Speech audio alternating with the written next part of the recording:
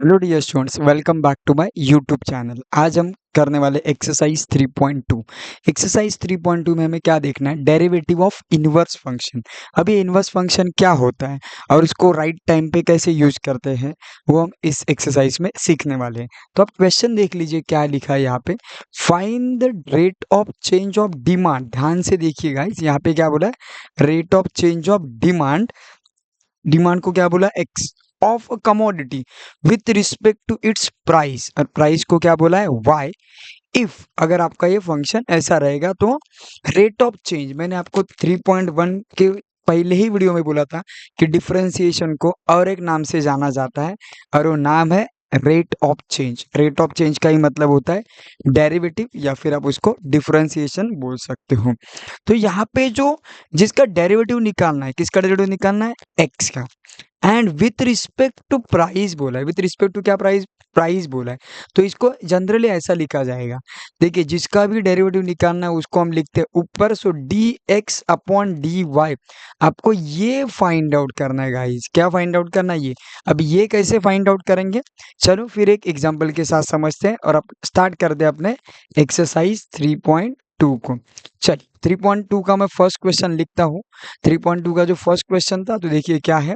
y is equal to 12 plus 10x plus 25x square. y is equal to, यहाँ लिख देता हूँ मैं, y is equal to 12 plus 10x plus 25x square. एक बार confirm कर लेते हैं, right. y is equal to 12 plus 10x plus 25x square, right. चलिए, तो फिर सबसे पहले जैसा आपने 3.1 में डिफरेंशिएट किया था, वैसे ही हम इस फंक्शन को डिफरेंशिएट करेंगे, right. Differentiating differentiating with respect to X. Differentiating both sides आप लिख सकते हो। Differentiating both sides with respect to X. हम किसके लिए सॉल्व करेंगे? एक्स के लिए सॉल्व करेंगे। सो एक्स के लिए जब आप सॉल्व करेंगे तो आपका रिजल्ट क्या मिलेगा? D Y upon D X is equal to, देखिए डेरिवेटिव निकालेंगे तो ये आपका 12 है। 12 के साथ कोई भी आपका वेरिएबल नहीं है, इसका मतलब 12 को हम बोलेंगे कांस्टेंट। एंड कांस्टेंट का डेरिवेटिव क्या आता है गाइस? जीरो। तो जीरो लिखने की वैसे तो जरूरत है नहीं। आगे है 10x। 10 आपका कोएफिशिएंट है, तो 10 मैं लिखूंगा as it is. And x का डेरिवेटिव कितना आता है? 1। तो 10 इंटू 1 करेंगे तो गाइस कितना मिलेगा आपको? 10 1 जा 10। आगे देखिए, ये सब आपने 3.1 में किया है तो आपके लिए नया है नहीं। सो ये जो पावर है, अभी यहाँ पे हम फॉर्मुलाइज करेंगे x पावर n का। ये जो भी आपको पावर नजर आ रहा है 2, वो आगे आके बनेगा मल्टीप्लाई। सो 25 इंटू 2 करेंगे, मतलब 25 का डबल करेंगे तो 50 बनेगा। एंड फंक्शन आपका एज इट इज, मतलब x आपका as it is. And function में से हम माइनस 1 करेंगे, ठीक है। 1 को हम हटाएंगे तो 2 में से 1 करेंगे तो 1 बचेगा। तो जनरल हम 1 नहीं लिखते। तो देखिए आपको क्या मिला? D Y upon D X is equal to 10 plus 50x। लेकिन जैसे कि मैंने बोला, आपको फाइंड आउट क्या करने बोला है? Derivative of demand. And demand के लिए उन्होंने x एज्यूम किया with respect to its price, and price के लिए उन्होंने y एज्यूम किया। तो जिसका भी डिफरेंशिएट बोलते हैं या फिर डेरिवेटिव बोलते हैं, उसको ऑलवेज आपको लिखना है ऊपर, और जो विथ रिस्पेक्ट टू होता है उसको ऑलवेज लिखना है आपको नीचे। तो उसी को बोलते हैं, इसको मतलब उल्टा करना है। देखो, dx आपको ऊपर जाना चाहिए, dy आपका नीचे आना चाहिए। इसी को बोलते हैं इनवर्स करना, मतलब उसी का नाम है इनवर्स फंक्शन। तो हम क्या यूज करेंगे? By derivative of the inverse function. क्या है guys? By derivative of the inverse function. अभी इनवर्स फंक्शन कैसा है देखिए, D x upon D Y. Actually आपको ये चाहिए, लेकिन आपको मीनिंग चेंज ना करते हुए ये टर्म भी लाना, तभी तो आपका आंसर ये मिलेगा ना। तो 1 upon D Y upon D X. यहाँ पे कंडीशन क्या है? ये जो D Y upon D x जो है, शुड नॉट बी जीरो। वो आपका जीरो नहीं होना चाहिए, राइट। तो देखिए उन्होंने क्या बोला है? Rate of change of demand. तो मैं लिखता हूँ therefore rate of change of demand. Rate of change of demand. Demand को क्या एज्यूम किया है? X with respect to price. Price को क्या एज्यूम किया है? वाई। तो जनरली आपको जैसे कि मैंने ये बोला फाइंड आउट क्या करना है आपको dx upon dy find out करना है। तो ये जो आपको मिला आंसर ना उसका उल्टा करना, इन्वर्स करना है। मतलब ये देखिए 1 मैं लिखूंगा as it is and dy upon dx की वैल्यू जो है वो यहाँ सब्स्टिट्यूट कर लूंगा 10 प्लस 50x, तो आपका फाइनल रिजल्ट ये मिल जाएगा। आई होप आप डेरिवेटिव ऑफ इनवर्स फंक्शन क्या होता है वो अच्छे से समझ गए होंगे। एक एग्जांपल और देखते हैं, और भी 2 एग्जांपल बचे हैं, तो 2 एग्जांपल के साथ आप डिटेल में समझ पाओगे कि डेरिवेटिव ऑफ इनवर्स फंक्शन क्या है। चलिए गाइस देखते हैं सेकंड क्वेश्चन। तो सेकंड क्वेश्चन में आपको क्या दिया है देखिए 18x plus log of x minus. तो सेम तरीका हम अप्लाई करेंगे, पहले आप डिफरेंशिएट करेंगे तो आपको रिजल्ट क्या मिलेगा देखते हैं। डिफरेंशिएटिंग, राइट, क्या लिखेंगे, differentiating both sides with respect to x। Both sides में लिख नहीं रहा हूँ, आप लिख सकते हो। सो y को अगर मैं डिफरेंशिएट करूंगा तो क्या मिलेगा dy अपॉन dx। अभी यहाँ देखिए 18x यहाँ पे 18 आपका कोएफिशिएंट तो as it is and x का डेरिवेटिव कितना आता है गाइस 1 आता है, तो 18 इंटू 1 करेंगे तो 18 आ जाएगा। फिर प्लस लॉग, याद आ रहा है मैंने लॉग का क्या फॉर्मूला बताया, जब भी लॉग आता है तब आपको ऑलवेज 1 अपॉन लिखने का, और लॉग के साथ जो भी फंक्शन आता है, क्या फंक्शन है यहाँ पे x माइनस 4, वो आपका आ जाएगा एज इट इज। लेकिन आपको एक चीज याद आ रही होगी यहाँ पे, जो भी एडिशनल फंक्शन है उसका डेरिवेटिव हमें अलग से लिखना है। तो देखते हैं एडिशनल फंक्शन क्या आपका, ये x माइनस 4 आपका एडिशनल फंक्शन है, तो इसका डेरिवेटिव क्या आएगा देखिए, x का डेरिवेटिव कितना आएगा 1, राइट, एंड 4 का डेरिवेटिव कितना आएगा, 4 क्या आपके लिए कांस्टेंट 0 आएगा। तो अगर मैं मतलब ऑल ओवर इसका एडिशनल फंक्शन का डेरिवेटिव कितना आया 1, तो 1 लिखने की कोई जरूरत नहीं है, इसीलिए मैं यहाँ पे कुछ नहीं लिख रहा हूँ, राइट। तो अभी आगे जाके इसको आपको इन्वर्स करना है। अगर नॉर्मल सम होता तो मैं इतना ही रख देता, लेकिन आगे जाके आपको इसको क्या करना है, इन्वर्स करना है, इसीलिए मैं क्या करूंगा, इसको आगे भी सॉल्व करूंगा। So dy upon D X is equal to, यहाँ से यहाँ क्रॉस करना पड़ेगा, 18 से यहाँ क्या करना पड़ेगा आपको क्रॉस, मतलब यहाँ से यहाँ इन नंबर सा क्रॉस मल्टीप्लिकेशन करना पड़ेगा। तो क्रॉस मल्टीप्लाई करेंगे तो रिजल्ट क्या मिलेगा आपको, 18 से दोनों को मल्टीप्लाई करना पड़ेगा, 18 इंटू एक्स माइनस 18 इंटू 4 करेंगे तो कितना आएगा 72। चलो, या फिर मैं आपके लिए डिटेल में लिख देता हूँ, इसको आप ऐसे भी लिख सकते हो, देखो कैसे लिखेंगे, 18 से मैं दोनों को मल्टीप्लाई करूंगा प्लस 1 अपॉन जो भी आपका ओरिजिनल डिनोमिनेटर वो आपका आ जाएगा एज इट इज। अभी देखते हैं आगे क्या होगा। So d Y upon D x, 18 से अगर मैं मल्टीप्लाई करूंगा तो आएगा 18x माइनस 18 4 जा 72 प्लस 1 एंड जो भी आपका ओरिजिनल डिनोमिनेटर वो आ जाएगा एज इट इज। और भी यहाँ सिंप्लीफाई हो सकता है। So d Y upon D x, इसका फाइनल रिजल्ट आएगा 18x, राइट। यहाँ ये देखिए ये दोनों नंबर कांस्टेंट है तो इनका एडिशन या सब्ट्रैक्शन हो सकता है, ये माइनस है ये प्लस है, प्लस माइनस माइनस, मतलब 72 में से अगर मैं 1 लेस करता हूँ तो यहाँ पे मिलेगा आपको 71, but the sign of greater number. तो आपको देखिए d Y upon D x जो चाहिए था वो आपको मिल गया, d Y upon D x ये मिल गया। अभी आपको क्या करना है, अभी आपको जैसा कि हमने बोला यहाँ पे आपको करना है डेरिवेटिव ऑफ इनवर्स फंक्शन। क्या करना है आपको, derivative of inverse function. So derivative of inverse function में हमने क्या देखा था, एक्चुअली हमें क्या फाइंड आउट करना है, dx upon dy find out करना है, याद है ना, rate of change of demand बोला है क्वेश्चन में, राइट। तो dx upon dy find out करना, तो इसीलिए हम लिखेंगे यहाँ पे बाय डेरिवेटिव ऑफ, क्या लिखेंगे, by derivative of inverse function, by derivative of inverse function, right. So inverse function का डेरिवेटिव देखते हैं क्या आता है। सो आपको क्या लिखना है यहाँ पे d x upon D y, मतलब आपको ये फाइंड आउट करना है लेकिन आपको इसका यूज करना है।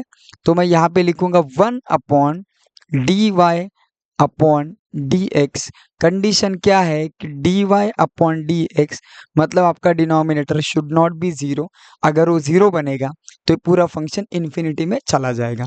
अभी जैसा उनको जो चाहिए वो लिखेंगे यहाँ पे, rate of change of demand, क्या चाहिए उनको, rate of change. Rate of change का मतलब ही क्या होता है, derivative, rate of change of demand, right, rate of change of demand, bracket में लिखता हूं मैं x with respect to price, with respect to price, price को क्या एज्यूम किया उन्होंने, y।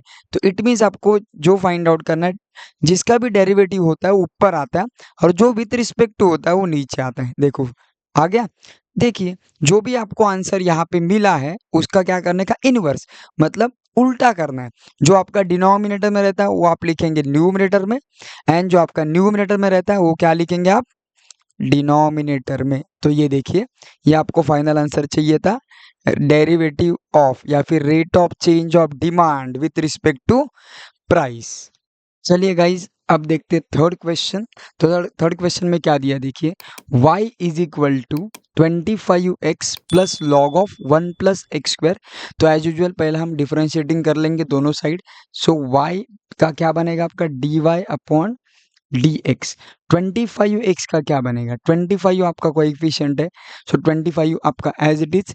x को डिफरेंशिएट करूंगा तो उसका आंसर कितना मिलता है, 1। तो 25 1 जा 25, राइट। प्लस आगे क्या है देखिए, log of 1 plus x square.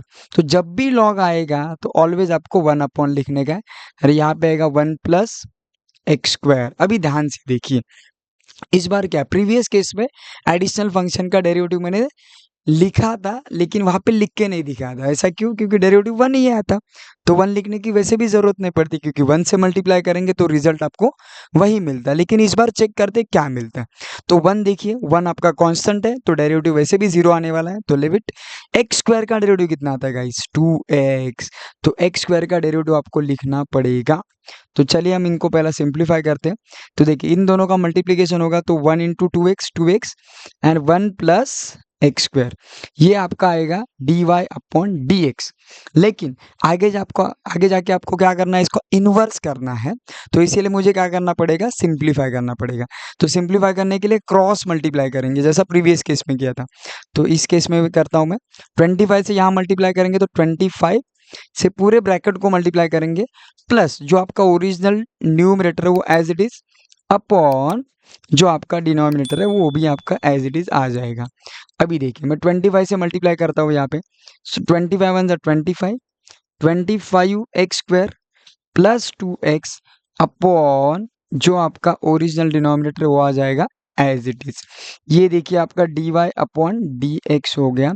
क्या अभी आपको फर्दर सिंप्लीफाई हो रहा है क्या, नहीं, आगे सिंप्लीफाई नहीं हो रहा है, तो हम यही रखेंगे, यहाँ तक ही रखेंगे, आगे सॉल्व नहीं करेंगे। देखो क्योंकि यहाँ पे लाइक टर्म्स नहीं है, जैसा 25 है तो कांस्टेंट है क्या, नहीं। एक्स स्क्वायर के लिए कोई टर्म है क्या, नहीं। ओनली एक्स के लिए कोई टर्म है क्या, नहीं। तो dy अपॉन dx आपको मिलेगा ये। लेकिन उनको क्या चाहिए, rate of change of demand, यानी कि dy dx अपॉन dy। तो चलिए हम ये वाले पार्ट पे वो सॉल्व करते हैं। तो मैं यहाँ पे लिखता हूँ बाय डेरिवेटिव ऑफ, क्या लिखना है आपको, by derivative of inverse function. कौन सा फंक्शन गाइस, इनवर्स फंक्शन, जो कि ये क्वेश्चन का मेन थीम वही है, इनवर्स फंक्शन।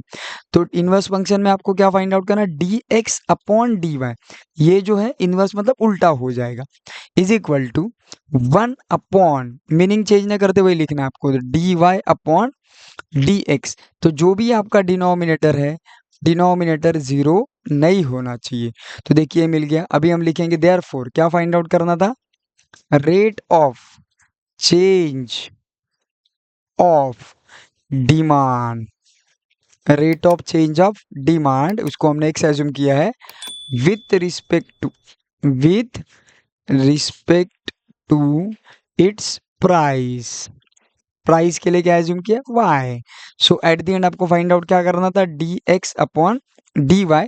तो जो भी आपको ये फॉर्मूला वो अप्लाई करना है, means nothing but dy upon ds को रिवर्स लिखना है, रिवर्स मतलब उल्टा करना है। तो 1 अपॉन एक्स स्क्वायर डिनोमिनेटर में है, तो ये जाएगा न्यूमिनेटर में, और जो आपका न्यूमिनेटर में वो कहा जाएगा आपका डिनोमिनेटर में। सो 25 plus 25 x square plus 2x। I hope आपको यहाँ तक क्लियर होगा, ये आपको ऐसा लिखना है। ये हमने तीनों के तीनों डेरिवेटिव इनवर्स फंक्शंस के सम सॉल्व कर लिए। तो देखिए ये है आपका फाइनल आंसर। आई होप आपको यहाँ तक होगा क्लियर। राइट। सो तीनों क्वेश्चन में आपको क्या पूछा था, रेट ऑफ चेंज का मतलब होता है डेरिवेटिव, राइट, एंड डिमांड का पूछा था, और डिमांड के लिए आपने क्या एज्यूम किया था, उन्होंने क्या एज्यूम करके दिया था, x with respect to price. तो जनरली जिसका भी डेरिवेटिव होता है वो ऊपर आता है, और जो विथ रिस्पेक्ट होता है वो नीचे आता है। तो dx अपॉन dy आपको फाइंड आउट करना था। आपको क्या दिया था, y दिया था, तो y का यूज करके आपने क्या किया, आपने सबसे पहले dy upon dx find out किया, और उसी को आपने उल्टा किया, तो उसी को बोला जाता है derivative of inverse function. I hope ये तीनों क्वेश्चन आपको डिटेल में समझ आ गए होंगे। बहुत इजी क्वेश्चंस थे, राइट। ऐसे क्वेश्चंस एग्जाम में 3 मार्क्स के लिए आने की बहुत ज़्यादा पॉसिबिलिटीज होती है। सो आई होप ये वीडियो आपको अच्छे से समझ आ गया होगा। अगर ये वीडियो आपको पसंद आ गया होगा तो वीडियो को एक लाइक करो, अपने दोस्तों के साथ इस वीडियो को शेयर करो, एंड अगर चैनल को सब्सक्राइब नहीं किया होगा तो जल्दी से चैनल को सब्सक्राइब करो। Thank you so much for watching this wonderful video.